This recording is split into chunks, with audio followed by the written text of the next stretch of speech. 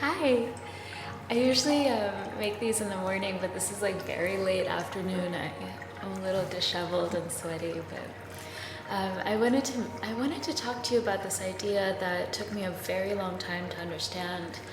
It's impulse and compulse.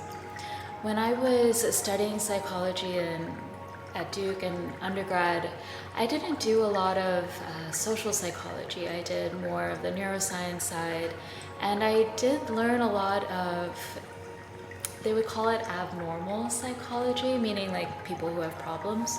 But of course, we all have different experiences and ranges of all of these problems, right? I think especially impulsive and compulsive is something that we see in every human being, especially before the age of 25. Traditionally, the knowledge is that at the age of 25, your prefrontal cortex, which is the front part, becomes mature, and your executive functioning is finally fully online and integrated, meaning that your brain is, of course, there your whole life, but not all of the connections are wired to work together always.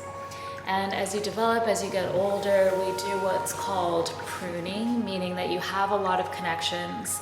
And this happens a lot when you're very young, but you prune back the things that you don't need. It's kind of like cleaning out your closet, right? We have a lot of stuff in the brain and we don't need all of it. This is also why we like to have very rich environments for children, so that you're really encouraged to learn and put things together and to use your whole brain.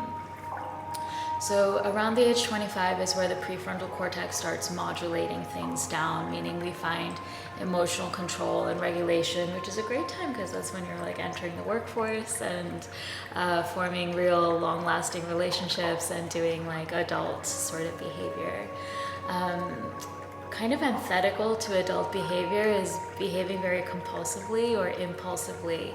And I always heard the words being used interchangeably, and just in the last few months did I try to really do some good research and try to understand what the difference is. The reason that I was curious about it is because I was looking at things that are personality disorders for the first time. Narcissism is very popular right now. Borderline is very related. I don't think people talk about it as much, but I think it's a very interesting one. And they have a thing in common, which is that there's impulse, difficulty with impulse control. And then the other one is compulsive behaviors, which is what we hear about as OCD, obsessive compulsive. I've also been reading, I also found this book on the street. I seem to talk to you about books on the street. I think it's a good one considering it's a bestseller, which is not always, a recipe for high intelligence. But I think he understands a lot about personality as well as brain science, and he's an MD, which is, to get all of those things in the same package is amazing. So here's what I really wanted to tell you, which is that the difference between impulsive and compulsive is that impulse is that you want something and you just go for it spontaneously without really thinking about the consequences. And this shows up a lot in addiction, right? Compulsive also shows up in addiction, is when you're doing something to avoid a negative consequence. And that negative consequence, I think it comes from like inside, or that's my understanding, my experience of it, is that we feel compelled to do something because we feel like, or else something bad might happen. And I've been thinking about it because I was reading this guy's book, and he's relating obsessive compulsive sort of things, and he's got a very good broad range with oppositional compulsive disorder, which is it's like kind of embarrassing because it's such a toddler thing to do, but oppositional is when anybody has an idea and you just shut it down. You're just like, no. And I teach yoga, and so we would talk about this as like, oh, don't be so negative, like, are you having negative thoughts? He talks about negative thoughts, but the idea that oppositional and resistance, right, this like inherent need to say no is also related to compulsive, which is, he talks about it in a very interesting way. It's not just like you need to count the peas on your fork and like count how many times you wash your hands. Like that's like the classic symptoms. But compulsively, like doing things to prevent a bad event from happening. And this could be sort of like superstitious or being very regimented, I think. Like, I remember when I first started doing Ashtanga, if my practice wasn't exactly 2 hours, and I mean 2 hours and 0 minutes, I would feel like I kind of did it wrong. Like if I went too long, I went too long. Or if I went less than that, I rushed, and it just didn't feel good. It had to be exactly 2 hours. Or this sort of like perfectionist tendency of, I've talked to clients about this before as well. People who are embarrassed, I used to feel this way, people who are embarrassed of having guests over if not all the laundry is folded. And I grew up this way, like you can't have guests over unless everything is perfectly pristine, otherwise they're going to judge you as being a bad person. And I've seen memes about this too, I think it's fairly common, but this compulsive need to like put things away and have things ordered. And I see this in also like on Instagram, it comes up, people who are organizing things compulsively, like, oh, the fridge, or I think that the fridge is really an issue if you want to talk about that. If you have a lot of compulsion with neatness, tidiness, and food, you're really coming into things like eating disorders, and that can be compulsive, impulsive. Impulsive would be more like the bulimic side of things, like you eat things and then you feel really guilty. He talks about this in the book. And then you feel like you have to like do something to make up for it. And then anorexia would be like, arranging things, only having like 5 peas and 3 almonds, and that's it. This sort of fear of something bad happening, and the something bad would be getting fat or looking ugly or being called a name or something, all kinds of things that I think we know aren't real, and yet we act as if they were because there's some kind of mental track that's looping.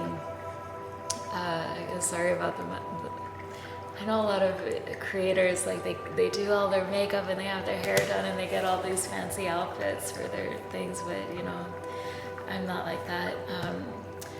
So I did want to talk about that. And speaking of buying clothes and trying to look your best, I haven't bought anything new since April or March, and this is now August 1. So I used to be more impulsive or compulsive, and he talks about this in the book about shopping. Like, he talks about this as compulsive. Oh, I just need one more thing. And for me, it would be like, oh, I just need one more tank top or one more pair of jeans. And I've heard clients talk like, oh, if I just have one more dress, I'm going to be perfect. It's a very common thing to feel like, oh, I just need a little more. And we're so deeply conditioned for this, like, especially women.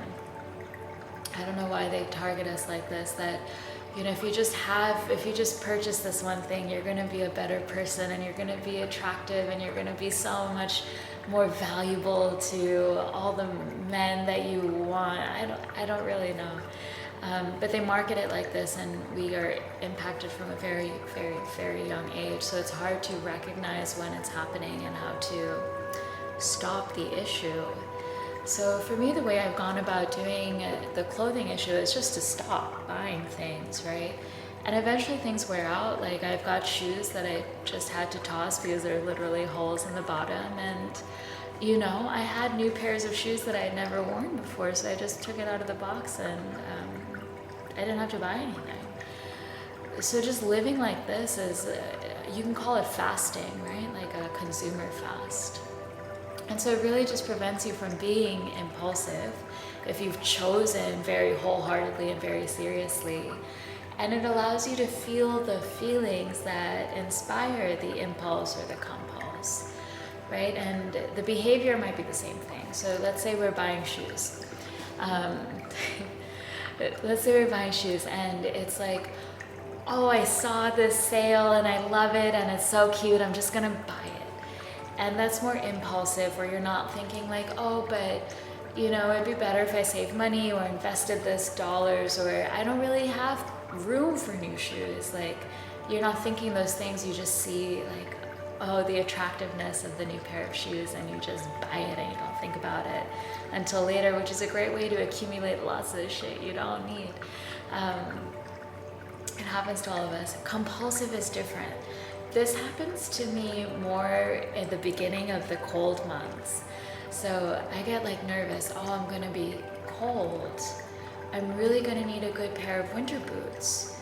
And it's like a nervousness sort of, where it's like there's the desire to be warm, but the mind, or my mind, wouldn't really focus on, oh, I'm gonna be warm, I'm gonna be fine, I'll take care of myself.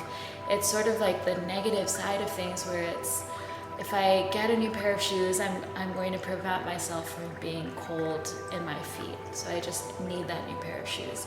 And it's a circulating kind of a thinking, or it's kind of a loop or a habit of the mind, and it's so easily triggered.